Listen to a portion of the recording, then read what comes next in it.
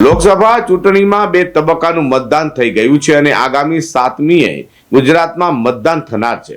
ગુજરાત ભાજપ પ્રદેશ અધ્યક્ષ અને નવસારીના સાંસદ ઉમેદવાર સી.આર. પાટીલે બનાસકાંઠાના સભામાં મુસ્લિમો અંગે કરેલી ટિપ્પણીનો વિરોધ કરી ચૂંટણી પંચમાં રજૂઆત કરવામાં આવી છે. સુરત કોંગ્રેસના નેતા પૂર્વ કોર્પોરેટર અસલમ સાયકલવાલાએ ચૂંટણી પંચમાં ગુજરાત ભાજપ પ્રદેશ અધ્યક્ષ અને નવસારીના સાંસદના ઉમેદવાર સી.આર. પાટીલ વિરુદ્ધ ફરિયાદ કરી હતી અને જણાવ્યું હતું કે ગત 27મી એપ્રિલના રોજ બનાસકાંઠાના દિયોદરા ખાતે સી.આર. પાટીલે જાહેર સભામાં મુસ્લિમ સમાજ માટે અપમાનજનક ટિપ્પણી કરી હતી, જેને લઈને મુસ્લિમ સમાજમાં ભારે આક્રોશ જોવા મળ્યો છે અને મુસ્લિમ સમાજના નામનો ઉપયોગ કરી ભાજપીઓ ચૂંટણી પ્રચાર કરી રહ્યા છે.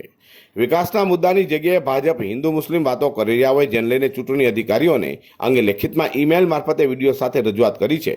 સાંભળો શું કહે છે અસલમ સાયકલવાલા.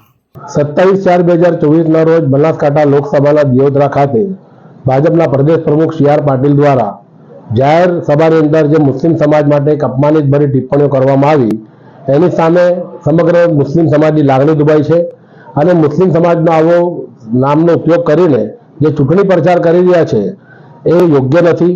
એક તરફ આ લોકો વિકાસની વાતો કરતા હતા, પરંતુ આજે વિકાસના મુદ્દા પર કોઈ ચર્ચા નથી ને રોજ સવાર થાય ને સાંજ થાય ને હિન્દુ મુસ્લિમની વાતો કરે છે. એ બધી બાબતોને લઈને ચૂંટણી ઇલેક્શન કમિશન ઓફ ઇન્ડિયા અને ઇલેક્શન કમિશન ઓફ ગુજરાત અને કલેક્ટર શ્રી બનાસકાંઠાને મેં લેખિતમાં ઈમેલ દ્વારા રજૂઆત કરી છે. એટલો વિશ્વાસ છે કે ઇલેક્શન કમિશન તટસ્થ અને નિષ્પક્ષ રીતે આમાં તપાસ કરશે અને સી.આર. પાટીલ જે કસૂરવાર છે તેની સામે યોગ્ય કાર્યવાહી કરશે. લોકસભાની ચૂંટણી પહેલા જ વિકાસના નામે મતદારો પાસે ઉમેદવારો વોટ માંગવા જઈ રહ્યા છે. જોકે હાલમાં ભાજપના નેતાઓ તેમાં પણ ખાસ કરીને પ્રદેશ અધ્યક્ષ સી.આર. પાટીલ હિન્દુ મુસ્લિમ કરી મુસ્લિમોને લઈ અપમાનજનક નિવેદન કરી હોવાના આક્ષેપો કરાયા છે. ત્યારે આ મામલે તટસ્થ તપાસ કરવામાં આવે તે માંગ અસલમ સાયકલવાલે કરી છે. અઝહર કુરેશી સાથે હર્ષદ સેઠા.